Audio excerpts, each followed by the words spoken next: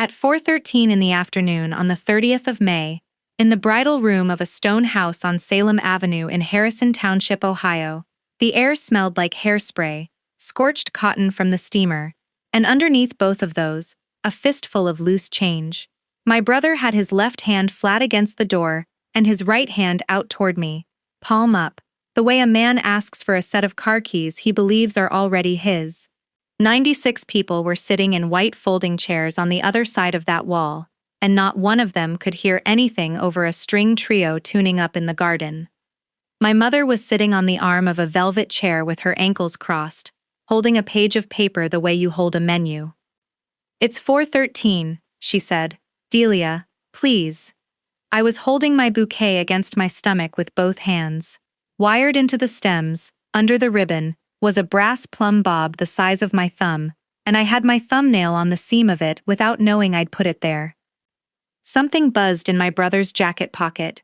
He didn't move to answer it, he just watched me, and let it buzz, and the buzzing stopped. I said no. My name is Delia Ostrand. I was 29 that spring. I lived in a one-bedroom above a laundromat on Wilmington Avenue in Dayton, and I worked central sterile processing at a hospital in Kettering, the 5:30 a.m. shift, which means I was standing in a decontamination room in a face shield at 5:45 every morning, running arthroscopy trays through an ultrasonic bath, while most people were still asleep. It is not a glamorous job. It is a job where a mistake gives somebody a joint infection, so you learn to count. I counted screws and clamps and forceps for 8 years and never lost one. I paid my own rent from the age of 19. Nobody ever had to come get me. If the person who raised you asked you, gently, with her hand on your wrist, to sign over the last thing your grandfather ever made with his hands, and every single face in the room told you that yes would be easier, what would your hand have done? By the end of that May, 2 people whose names are on my birth certificate would have my signature sitting in a stranger's email inbox, 6 hours before I walked down an aisle. Here is the part I want to be careful about, because for a long time I told this story wrong. I used to say my family was hard on everybody. That isn't true. They were generous. I have the numbers.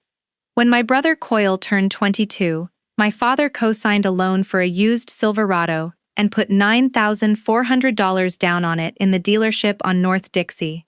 There's a photo of him holding the key over his head.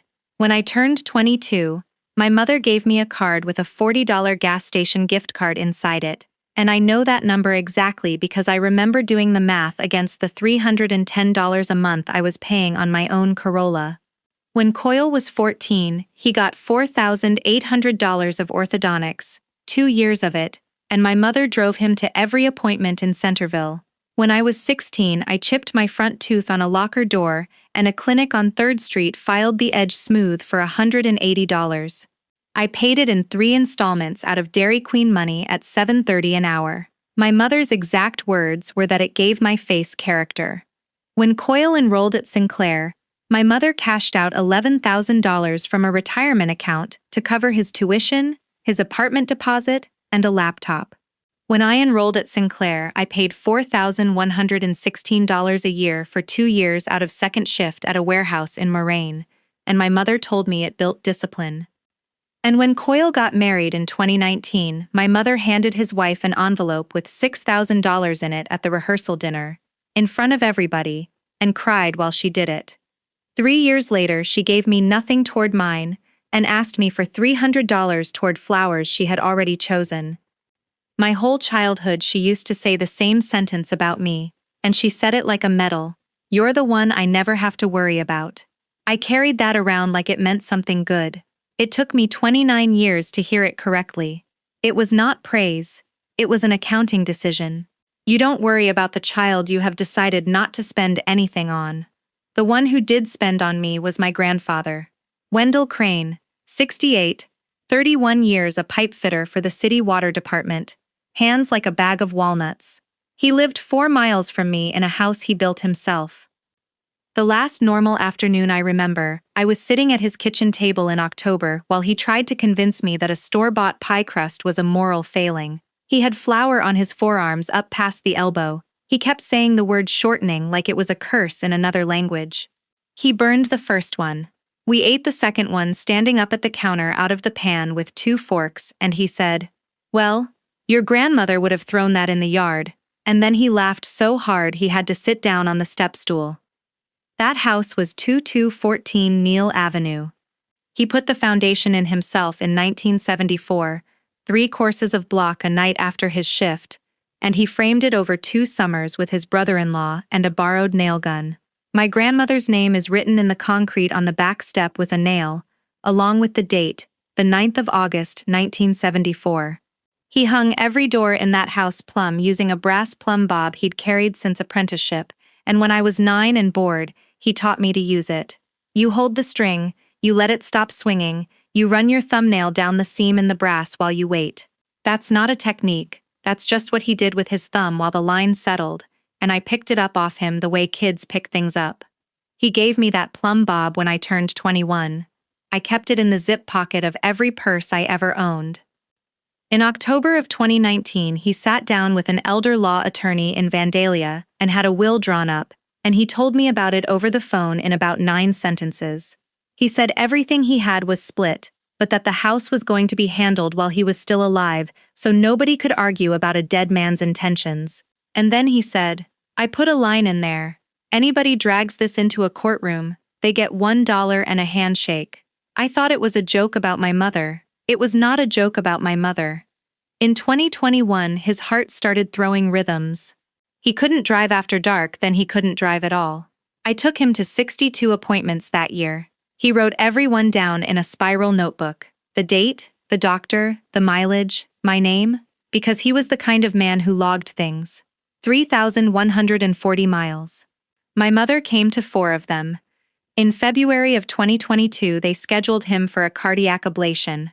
The date was the 29th of May, 6 a.m., at the hospital in Kettering, with an overnight for observation. It was booked on the 9th of February.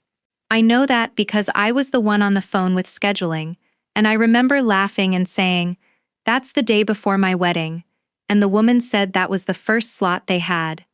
He said he'd be there in a wheelchair with an IV pole if he had to be. In March, the house sold. $203,000, closing on the 14th. His long-term care policy covered the facility in Englewood, so the money was free and clear, and on the 19th of March, $186,412 landed in my account at a credit union on Wagner Ford Road. He'd done it in front of a lawyer, with a signed letter, in language that even I could understand. It was a gift. It was done. He told me to buy a house with a garage in it, because a woman should own a garage. 2 days later, my mother called me and asked me to add her name to that account. She was very reasonable. She said it was for emergencies. She said, "God forbid if something happened to Dad and someone needed to move quickly." She said she wasn't asking for $1 of it. I said no, but I said it the way you say no to your mother, which is to say I said it with an apology on both ends of it, and I gave myself a reason for not saying more. He'd just moved into a facility, everyone was raw, and I was not going to be the one who started something in the first week. In April, Coyle called me about a flooring contract. He sells commercial carpet tile and he is always 11 days from a check that is definitely coming. He wanted $12,000 as a bridge. I gave him $2,400 on the 6th of April. He said he'd have it back by the 1st. He has never once mentioned it again. Not before, not during, not after everything. And I want you to understand that. Not one time. In May, my mother booked a photographer for my wedding, $9,850 for the day, plus an engagement session, told the studio I would be paying, and then announced it at my bridal shower as her gift to me. 20 women applauded her. I found out what it cost when the invoice came to my email. I said nothing. My reason, that time, was that I had 18 days left and I did not want to be a bride who fought about money at her own shower. If you would have said something right there, in front of 20 women holding punch cups, then you're braver than I was. My grandfather objected exactly once. He was in the recliner at the facility with the game on mute and he said, "Delia, change the address on that account and don't tell anybody the new one." My mother was in the room. She said, without looking up from her phone, "Dad, you've had about 2 strokes worth of opinions this year. He didn't say another word about it. That was the last time he tried. On the 12th of May, I got a bank letter that had been mailed to my mother's house on Ridgeway, which is an address I have not lived at since I was 19. The envelope had been opened and taped shut. She said it came that way. The middle of that month is when the thing happened that I let go, and I have thought about it more than I have thought about the assault. I was at a fitting on the 23rd of April, standing on a carpeted box in front of 3 mirrors with a woman pinning the hem. My mother asked me to step into the hallway. There was a fire door there with a little window in it, and she pulled it shut behind us, which she had no reason to do. She said, "You know that money isn't really yours." I said, "It's a gift. There's a letter." She said, "He's sick, Delia. He wasn't in his right mind and everybody knows it, and I'm not going to be the one who says it out loud in front of a lawyer." She smiled. She reached up and fixed my hair where the pins had it wrong. And then she said, "Forget it. Look at you. It's your night, honey." And she opened the door and went back in and told the seamstress the waist was perfect. I let it go. I decided she was grieving her father in advance and saying stupid things. I stood back up on that box and let a stranger pin my hem and told myself the fight was over because she'd said forget it. The rehearsal was the 28th. It was warm and the grass at the venue had just been cut. I went out the side of the building to call my grandfather and I stopped. Because Coyle was standing at the corner of the porch with his phone on speaker, and he had his back to me. I heard about 9 words of it. He said, "Doesn't have to see her do it. He only has to say she did." A man's voice on the other end said something with the word acknowledgement in it. Coyle laughed and said, "Okay, okay," and hung up, and I stepped back inside before he turned around. Here is what I told myself, walking back into my own rehearsal. He's talking about the flooring contract. There's a woman in his office who signs the purchase orders and he's always complaining that she won't come in on Saturdays. That's it. That's what that is. I want to be honest about that, because I know how it sounds. I heard it, I understood it, and then I chose an explanation that let me go eat lasagna. At dinner he raised his glass to me from the end of the table and said, in front of everybody, "By 4:15 tomorrow you're somebody else's problem." Everybody laughed. My father laughed. It landed like a joke because he delivered it like one. There was a manila envelope with a rubber band around it in the door pocket of his truck. I saw it when I loaded the gift table stuff. I remember thinking it was going to rain on it if he left the window down. My grandfather went in for the ablation at 6 in the morning on the 29th. It went fine and it went long, and they kept him overnight, and then his rhythm did something they didn't like on the monitor at 4 in the morning and they kept him again. He called me at 7:40 on my wedding day, furious, from a bed with a leg strap on it, and he said the only thing he could think of to give me. He said, "You sign nothing today but the marriage license. Don't let anybody else hold the pen." I told him I loved him and that I'd bring him cake. 22 hours before that phone call, at 9:02 the morning of the wedding, no, that's wrong.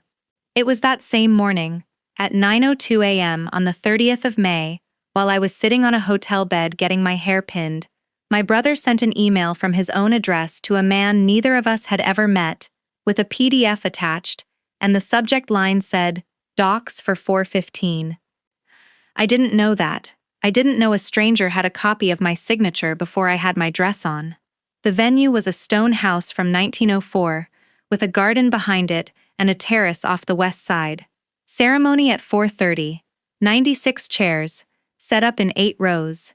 My mother had been telling people about this wedding since March, the women from her church hospitality committee, 19 years she'd been on it, 22 of them sat in rows 4 through 6.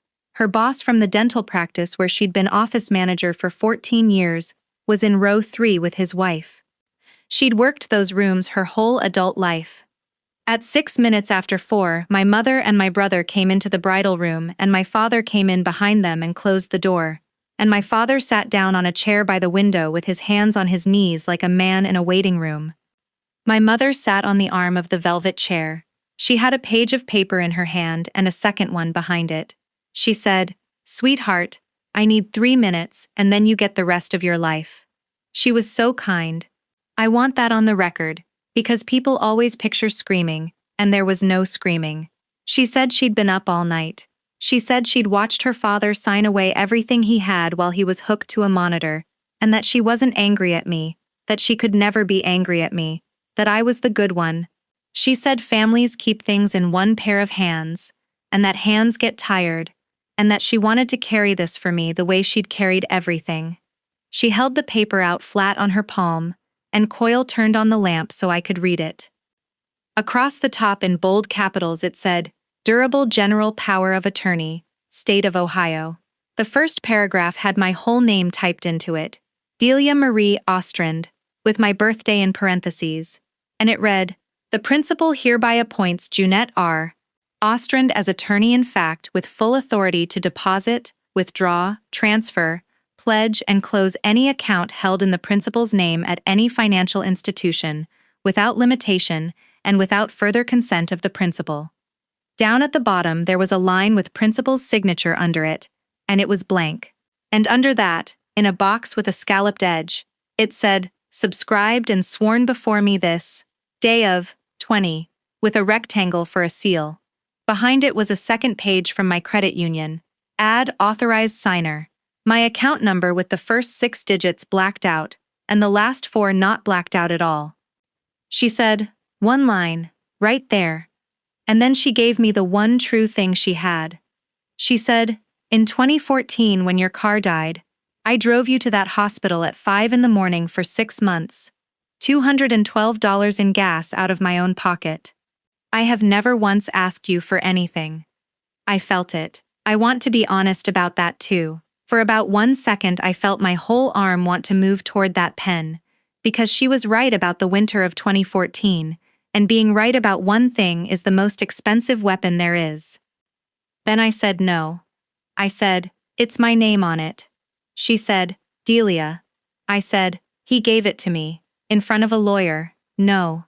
Nobody said anything. Out in the garden the trio had gotten to the part where they all play a scale together, and past that a car door shut in the parking lot, and the ice machine down the hall dumped a load into the bin. Coyle's phone buzzed in his jacket. He didn't answer it. He watched me and let it buzz until it stopped. Then he shifted. That's the part I still see. His weight came off his back foot and onto the front one, and his right hand, the one that had been out toward me, palm up, closed. He hit the bouquet first. He knocked it up out of my hands with the back of his wrist and it went into my chin, and my teeth came together on the side of my tongue, and the thing I thought, in that exact instant, was that somebody was going to have to tell 96 people to go home, and it was going to have to be me, because it always was. The second one wasn't a hit, that's why it was worse. He put both hands flat on my collarbones and drove me backward into the marble top of a sideboard, and my hip caught the corner of it, and the sound it made wasn't in the room at all. It was inside me. It was like a book dropped flat on a floor 2 rooms away, and I understood, in a way I did not have words for at the time, that the sound had come from my own body and not from the furniture. Then his forearm came up across my throat and he leaned. He was saying something. I could see his mouth. I could not hear one word of it because the sound was going out of the room in layers, like somebody turning down 4 different dials in order. My fingers went first, both hands, all the way to the wrists, cold and far away and belonging to somebody else. Then my jaw went heavy. Then the light in the window got smaller from the outside edges in, not fast, at a speed I could actually watch, which is the worst thing I know how to describe. My hands did not fight him. I have gone over this 10,000 times and they never once went for his face or his arm. They went down, both of them, and they found the bouquet where it had landed against my stomach, and they found the ribbon, and under the ribbon the brass. I got my thumbnail on the seam. And I thought about my grandfather's hands.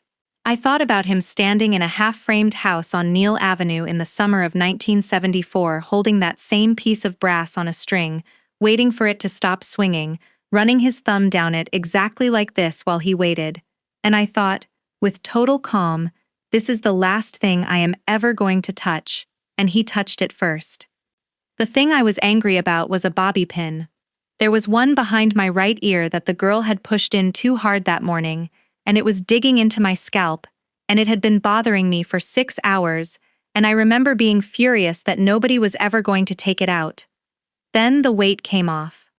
My mother's voice came back before anything else did. She was already talking, and what she said was, "Look what you made him do. You couldn't just sign it. You have never in your life been able to just do the easy thing." My father came up off that chair maybe 4 inches. I saw it happen with the room going gray at the edges. His hands came off his knees and his shoulders came forward and his mouth opened and he said, "Coil," one word, and then the cushion took his weight again and he sat there, and that was all of it, 4 inches. That was the entire distance my father was willing to travel. 30 seconds after that phone stopped buzzing in my brother's pocket, the door opened. Every single thing that happened in the next 4 minutes happened because my brother sent an email at 9 o'clock that morning. The man in the doorway was Otho Renneker, 58 years old, 11 years a mobile notary, a stubby man in a short-sleeved dress shirt, with a leather case in one hand and a gray Buick parked crooked out front. He had called Coil from the lot at 4:13 to say he was there. Nobody picked up. So he came in the front door of a wedding venue, followed the sound, and put his hand on the wrong doorknob at exactly the right time. I have thought a lot about his face. It went completely empty, everything just left it, and then it reset, all at once, into something hard. Coil said, "We're fine, go wait outside." Otho said, "No sir, step away from her and put your hands where I can see them." Coil told him again. Otho didn't move out of the doorway, and he said the sentence that ended my family. He said, "I've got your documents in my bag." Then he crossed the room, opened the French doors onto the terrace, and shouted down into a garden with 96 people in it that somebody needed to call 911. 22 women from a church hospitality committee stood up out of rows 4, 5, and 6. My mother's boss of 14 years was standing at the bottom of the terrace steps when she came out. She was magnificent.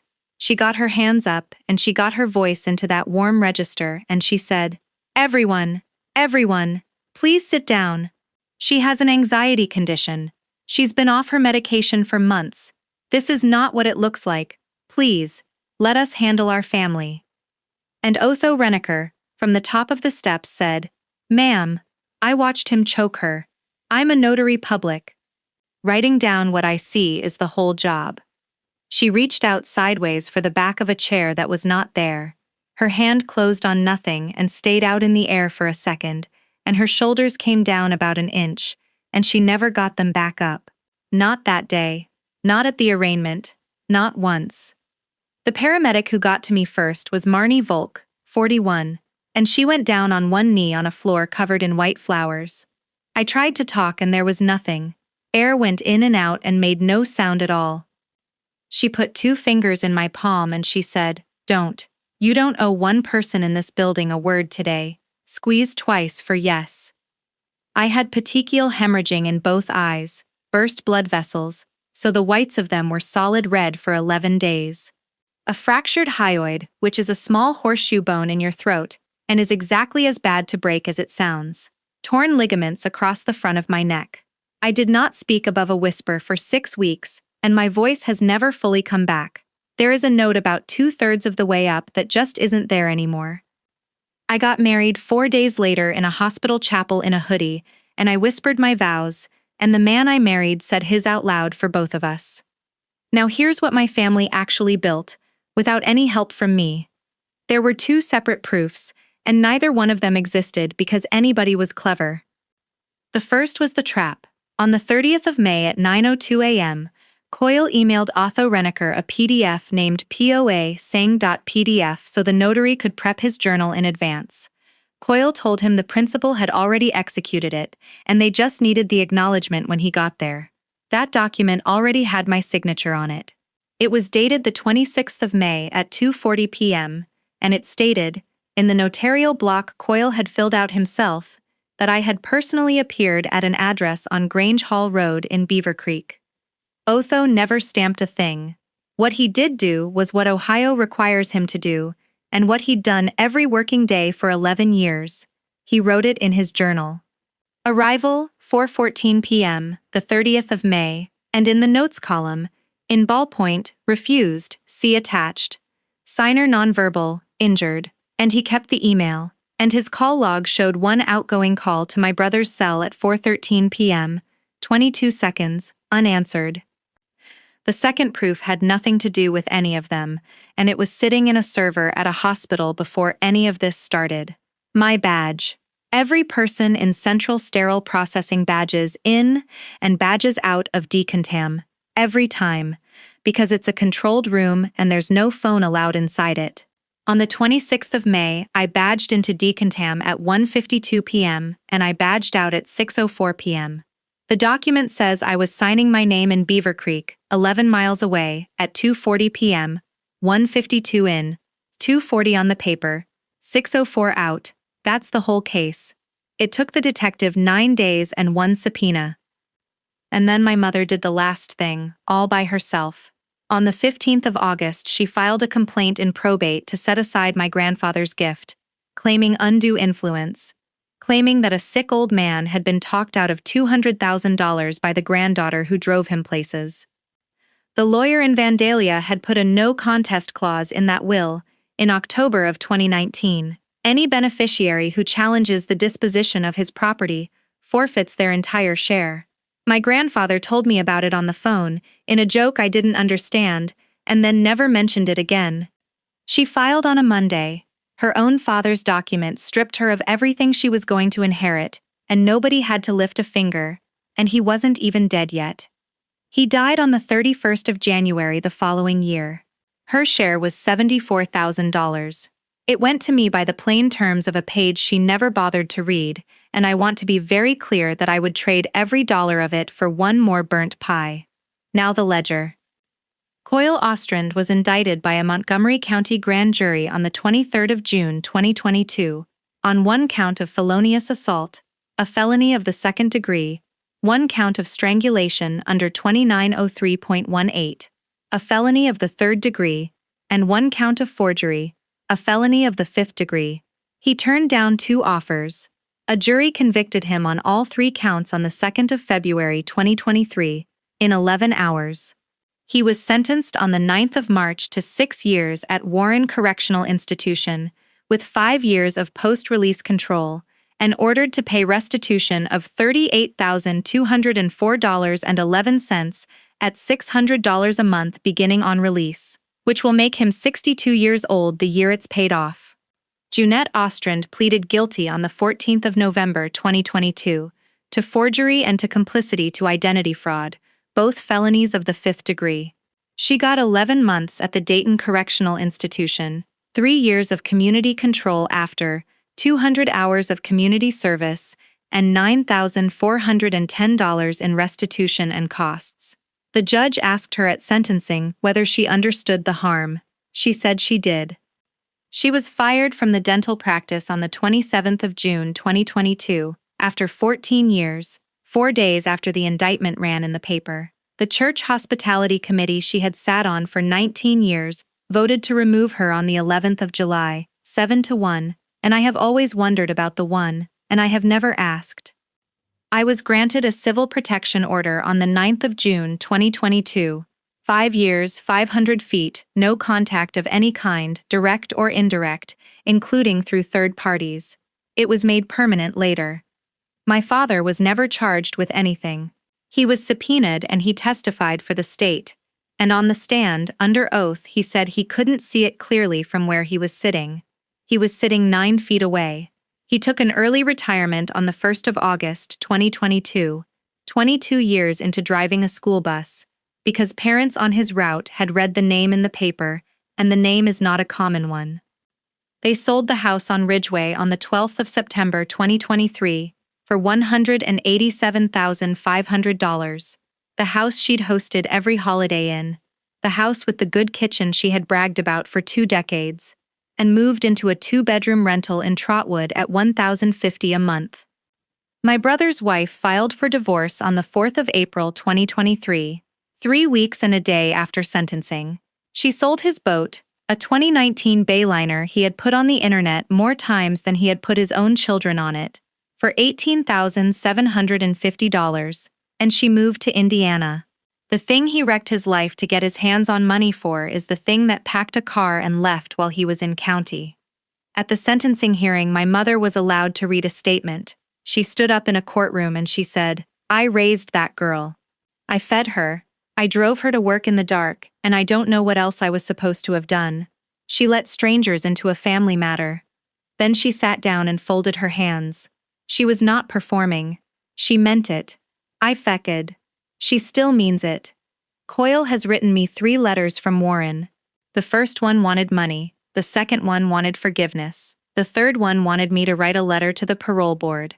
I didn't answer any of them, and I didn't write back to explain why I wasn't answering, and I have never once had to justify that to anybody, including myself. You are allowed to simply not open the envelope. 2 years and some change later, I hung a shelf in my own kitchen in my own house, which has a garage in it, because a woman should own a garage. I have a plumb bob on a string. I ran my thumbnail down the seam while I waited for it to stop swinging, the way a man taught me to when I was 9, and then I marked the wall and I put the shelf up and it is dead level. That brass used to be the thing I thought I was going to die holding. Now it's just a tool that makes a shelf straight. That's the whole change, and it took 2 years, and it was worth every day of it. My father sent a card at Christmas with nothing written in it but his name, 4 inches. That was as far as he ever came, and it turns out that's a permanent measurement, not a bad moment. There's one thing in this story nobody ever explained to me. In Otho Renneker's leather case that afternoon, underneath the power of attorney, there was a second document my brother had emailed him, a quitclaim deed on 11 acres in Preble County, dated April of 2021, with my signature on it. Nobody was ever charged for that one. I have never found out what that land is, or who owns it now, and there is a rubber-banded manila envelope I saw in a truck door on a warm night in May that I think about more than I should. There's a name I haven't said in this whole story, and here's why. For 3 years my mother sent letters through other people, and I would not put this name in writing or say it out loud anywhere it could be read into a record in a courtroom by somebody who wanted it. That ended this spring, when the order was made permanent. So, last week I sat my daughter up on the counter next to a photograph of an old man with flour on his arms, and I told her that he built a house with his hands and put his wife's name in the back step with a nail, and that her name is that name. Say hi to your great-grandpa, Ada. Family isn't the people who share your blood. It's the short list of people who would come up out of the chair.